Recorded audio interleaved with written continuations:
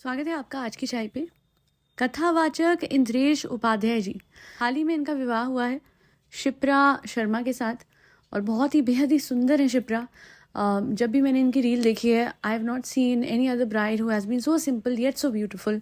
बहुत ही well poised, beautiful, elegant bride है। बट आज इस पॉडकास्ट पे मैं बहुत ही इंपॉर्टेंट टॉपिक कवर करने जा रही हूँ, क्योंकि मैं हैरान हूँ कि इतना वक्त हो गया, इतने मॉडर्न हो गई दुनिया, इतनी डेवलपमेंट हो गई, बट सोसाइटी वहीं की वही है और लोगों की सोच वहीं उतनी ही छोटी है जितनी आज से कई साल पहले थी।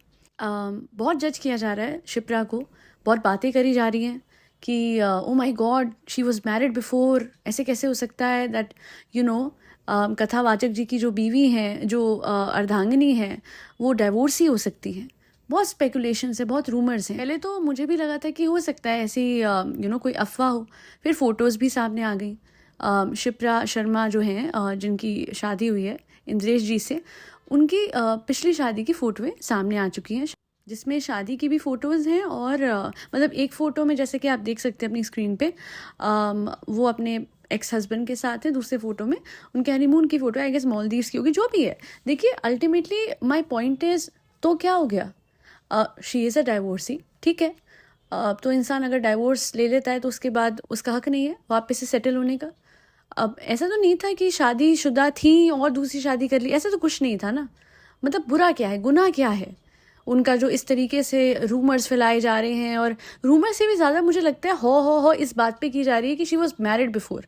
और एक कथावाचक की बीवी, जो कि इतने स्पिरिचुअल, इतने रिलीजियस हैं, उनकी बीवी शिप्रा कैसे हो सकती है, लोग ये भी कह रहे हैं ना। माई पॉइंट इज़, यही तो सोच है जो मैं चाहती हूँ कि कभी तो बदले हमारी सोसाइटी की, कि एक औरत का और एक आदमी का, जो भी एक मैरिज से निकले हैं, डाइवोर्स हो चुका है। ऐसा तो नहीं था कि एक्स्ट्रा मैरिटल अफेयर चलाया था जी इंद्रेश जी से और उसके बाद, ऐसा तो कुछ भी नहीं था ना। ठीक है, वो शादी नहीं चली, अब शी हैज़ मूव्ड ऑन, फिर अब उनकी शादी इंद्रेश जी से पक्की हुई है। यही नहीं, एक और बात बहुत करी जा रही है कि इंद्रेश जी ने 1 साल तक कन्विंस करा। ठीक है, उनके पेरेंट्स की वो सोच हो सकती है कि आपका नाम इतना है, आप एक डाइवोर्सी से कैसे जो भी है, बट अल्टीमेटली इंद्रेश जी का भी हक है लव मैरिज करने का। वो कथावाचक है, but at the same time उनके राइट्स नहीं ले लेते हम। एक कथावाचक का हक नहीं है लव मैरिज करने का, एक कथावाचक का हक नहीं है अच्छे से शादी करने का। हाँ, वो कहते आए हैं कि उन्हें किसी की शादी में जाना इतना पसंद नहीं है। वो रील मैंने भी देखी है जहाँ पे उनकी वॉइस लगाई हुई है कि मुझे किसी की शादी में जाना पसंद नहीं है, क्योंकि सच बोलूँ तो मुझे मेरे कृष्ण और राधा रानी की जोड़ी से ज़्यादा कोई जोड़ी अच्छी नहीं लगती। आई गेस वो तो एक इनहेरेंट सच है जो वो बोल रहे हैं। अपनी शादी उन्होंने धूमधाम से करी, बट आज भी उनका व्यू वही रहेगा कि कृष्णा, जो हमारे राधा कृष्णा हैं, उनकी जोड़ी से अच्छी तो उनकी खुद की जोड़ी भी नहीं है, इंद्रेश जी की और शिप्रा की। इस बात को इस चीज़ से क्यों जोड़ा जा रहा है कि एक कथावाचक की शादी इतनी ग्रैंड है? इस बात को इस चीज़ से क्यों जोड़ा जा रहा है कि एक कथावाचक लव मैरिज कैसे कर सकते हैं? उनका हक है लव मैरिज करने का, और वो जिससे चाहे उससे शादी भी कर सकते थे। शिप्रा उन्हें पसंद आई होंगी, है ना। अच्छा, कितने लोगों ने बोला कि उनकी पीआर इमेज क्रिएट करने की कोशिश। देखिए, वो तो हर कोई करता है आजकल के टाइम पे। जिसके पास पैसा है, वो सोशल मीडिया पे है, तो वो अपनी इमेज क्रिएट करेगा ही। This is the way to earn money.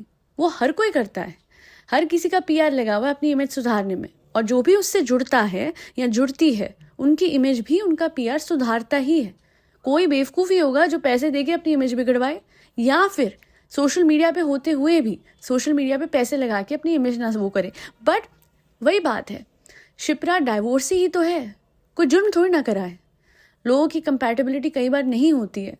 अच्छा, मैं और लोगों पे रिएक्शन देती हूँ और वहाँ पे थोड़ा मेरा रिएक्शन थोड़ा कड़ा होता है, क्योंकि हमें पता है कि कुछ लोगों की शादी जो है वो out of extra marital affair हुई, वो गलत है।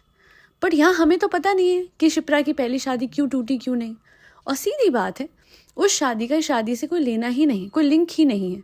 अच्छी भली शादी हो रही है, हाँ वो ग्रैंड है, हाँ शादी और सिंपल भी हो सकती थी, बट ठीक है। आई गेस शिप्रा या उनका परिवार तो कथावाचक नहीं है, और शिप्रा ने कभी प्रवचन नहीं दिए, शिप्रा ने चीज़ों को प्रीच नहीं करा है। उन्होंने फॉलो ज़रूर करा है इंद्रेश जी को, बट सबके सपने होते हैं ग्रैंड वेडिंग करने के। हम कितना भी बोले सटल वेडिंग होनी तो चाहिए, वैसे सिंपल वेडिंग नहीं प्रमोट होनी चाहिए, ग्रैंड वेडिंग्स। बट अब चाहते होंगे जी शिप्रा के परिवार वाले कि अच्छी खासी ग्रैंड वेडिंग हो, लैविश वेडिंग हो, तो हो रही है। उनकी खुशी से हमें क्यों दुख होगा? मुझे ये समझ नहीं आ रहा। सोसाइटी, मैं वही सोच रही थी, अच्छी खासी पहले रीलें आ रही थी, she was looking absolutely stunning, इतनी प्यारी वो लग रही थी। किसी की खुशी में खलल डालना तो लोग दूसरों से सीखे कि भाई देखते ही इतनी जेलसी इस हद तक की। क्या बिगाड़ा उस लड़की ने किसी का भी कि उसकी पहली शादी कंपैटिबिलिटी इशू से, या जो भी कोई इशू होगा, नहीं चली। और एक चीज़ मुझे बताएं, बिकॉज आज इंद्रेश जी से शिप्रा की शादी हो रही है जो फेमस है, तो शिप्रा को स्क्रूटनी में खड़ा करा जा रहा है ना। शिप्रा के एक्स हस्बैंड की भी किसी से शादी होगी, उनको तो स्क्रूटनी में नहीं लाया जाएगा because he is not a public figure. तो ये चीज़ मुझे लगती है कि हिपोक्रेसी हो जाती है सोसाइटी की। एक औरत डाइवोर्सी कैसे हो गई, ये वो। अदरवाइज जो अगर कोई डाइवोर्सी आदमी है तो फिर वो तो 4 5 6 शादियां भी कर सकता है कबीर बेदी। खैर, आगे बढ़ते हैं। What I am trying to say is, सबका हक है सेटल होने का, सबका हक है अपनी लाइफ पार्टनर चुनने का, चाहे वो शिप्रा हो, एक नॉर्मल लड़की, एक डाइवोर्सी हो, एक विडो हो, या कोई भी और हो, या फिर वो कोई कथावाचक हो, कोई गुरु हो, या कोई भी हो, जब तक कि वो ये नहीं कह रहे कि हम ब्रह्मचारी हैं। कीजिए उनके मतलब, जैसे कि पीछे किसी ने कहा था कि वो सेलिबेसी प्रैक्टिस करती हैं, बट उनका ये पता लगा कि नहीं, she is actually married from years. मैं नाम नहीं लूँगी उनका, but she is also very famous. तो अगर ऐसा कुछ प्रीच करके आप उल्टा कर रहे हो तो गलत है। बट अगर आप सामने सामने, ठीक है, अभी बागेश्वर धाम जी भी तो बोलते हैं कि मैं कोई ब्रह्मचारी नहीं हूँ, मैं बस एक भक्त हूँ, हनुमान जी का भक्त हूँ, और इसी बात को अगर सामने रखते हुए वो आगे जाके शादी करेंगे तो I don't think there is any issue in that. जब तक कि कोई कुछ कह के कुछ और कर रहा हो, तब तो एक बार समझ आ जाता है कि आप उंगली उठा सकते हैं उनके झूठ पे, उनकी हिपोक्रेसी पे। बट इंद्रेश जी ने कभी नहीं बोला है आई गेस कि वो शादी नहीं करेंगे। हाँ, उन्हें शादियों में जाना पसंद नहीं है, हो सकता है जी अपनी शादी भी इस तरीके की उनको ना वो आ रही हो, है ना। ऐसा तो नहीं था कि वो उन्होंने भंगड़ा पाया या फिर ऐसे कोई डांस करा या संगीत पे कुछ ऐसी परफॉर्मेंस, सटल ही रहे वो all through out the wedding. जैसे कि मैंने कहा, 2 परिवार इन्वॉल्व थे, तो शिप्रा के परिवार को हो सकता है ऐसी ग्रैंड वेडिंग चाहिए हो। और सबको पता है इंडिया में weddings are mostly arranged by the family of the bride. So in this case also मुझे लगता है शिप्रा की फैमिली ने अरेंजमेंट करी थी। और इंद्रेश जी की पोजीशन देखते हुए, उनकी रेपुटेशन देखते हुए, एक अच्छी वेडिंग उन्होंने करनी चाहिए। और बाकी हाँ, रथ वाला पार्ट मैंने भी देखा है, तो मैं इतना ही कहना चाहूँगी, he is also human after all. Indresh ji भी तो इंसान है, खुशी तो उनको भी होगी कि उनकी शादी इतने अच्छे से, धूमधाम से, इतनी प्यारी लड़की से हो रही है। हर इंसान को खुशी मनाने का पूरा हक है, चाहे वो कथावाचक हो या कोई नॉर्मल मिडिल क्लास इंसान। इनफैक्ट मैं तो कहूँगी खुद डांस भी नहीं कर रहे थे इंद्रेश जी, वो तो अनिरुद्ध आचार्य जी जब आप देखेंगे साइड में ऐसे खड़े होकर उनकी तरफ हाथ हिला के थोड़ा सा डांस कर रहे थे, तो उनको कहते ना, उनको बुरा ना लगे या उनको ऐसे लगे तो अकेला ना लगे, तो उन्होंने भी थोड़ा सा बैठे बैठे हाथ ऐसे हिला दिया। तो ठीक है यार, ठीक है। मैं तो कह रही हूँ बड़े बड़े क्रिमिनल्स, हमें भी पता है, सीटों पे बैठ के राज कर गए हमारी कंट्री पे, उन्हें तो कोई पूछता नहीं, उन्हें स्क्रूटनी में नहीं लाता। इतनी कंपनियों ने हमारी कंट्री को लूट लिया है ना, उन परिवारों की शादियों में कोई नहीं पूछता। और यहाँ एक कथावाचक अगर एक डाइवोर्सी से शादी कर लें तो उस लड़की की भी पूरे कैरेक्टर को पूरा स्क्रूटनाइज किया जाता है, और फिर वो कथावाचक शादी कैसे कर रहे हैं इतनी ग्रैंड, उस चीज़ को भी उठाया जाता है। किसी को क्रिटिसाइज करना हो तो उन्हें कीजिएगा जो इस देश को बेच के खा गए। नाम नहीं ले रही, पर पता हम सबको है, जिनकी वजह से हमारी इकोनॉमी डूबने के वर्ज पे है।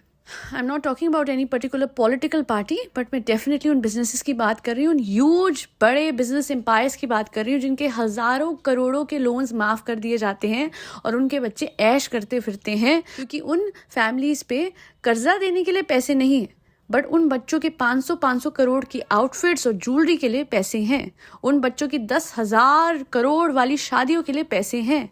So let's be very clear with respect to the criticism that we need to give towards these families and towards a normal man or someone like Indresh जी, क्योंकि इंद्रेश जी ने ज़रूर कथा सुनाई, मोमाया से दूर रहने को कहा है, पर बात फिर वही आती है कि वो उनके शब्द थे, शिप्रा और उसकी फैमिली, उनके सपने अलग रहे होंगे, और Indresh ji being a man of his words, क्योंकि उनकी लव मैरिज थी, उन्होंने कहा होगा जी करिए जो आपको सही लगे। ऐसे ही तो होता है ना, ये 2 फैमिलीज़ का वो होता है ना, एक इंसान सब कुछ तो थोप नहीं सकता है दूसरी फैमिली पे, सबके सपने हैं और उन्होंने सपने पूरे करने दिए विदाउट थिंकिंग कि क्या होने वाला है। अब उन्हें क्या पता था कि उस लड़की का पास भी उखेड़ा जाएगा और इंद्रेश जी पे इल्ज़ाम भी लगाया जाएगा of having this grand wedding. Anyways, thank you so much for listening to my podcast, and I am so damn happy for the overwhelming response जो कि LOA कोचिंग को लेके आ रहा है। कुछ मेल्स अभी भी रहते हैं एंड इनफैक्ट मुझे अभी फाइल्स भी भेजनी है, गाइड्स भी भेजनी है. So I am doing all of that. Just have patience. साथ ही साथ सबलिमिनल्स के ऑर्डर आपको मिल जाएंगे इन द प्रॉमिस टाइम, जैसे कि मैंने कहा है. बस कोशिश कीजिएगा कि साथ में रोबोटिक अफर्मेशंस भी आप करें, सो उसका इम्पैक्ट, उसका इफेक्ट और बढ़ जाता है. और अगर आप भी चाहते हैं कोचिंग लेना, आप मुझे मेल कर सकते हैं akcmiracles@gmail.com. स्क्रीन पे आपको दिख रहा होगा. और ये बच्चों को खाना खिलाते रहे जिसमें कैट्स, डॉग्स, गौ माता और बर्ड सब आते हैं. जय श्री राम. राधे राधे. हरे कृष्णा.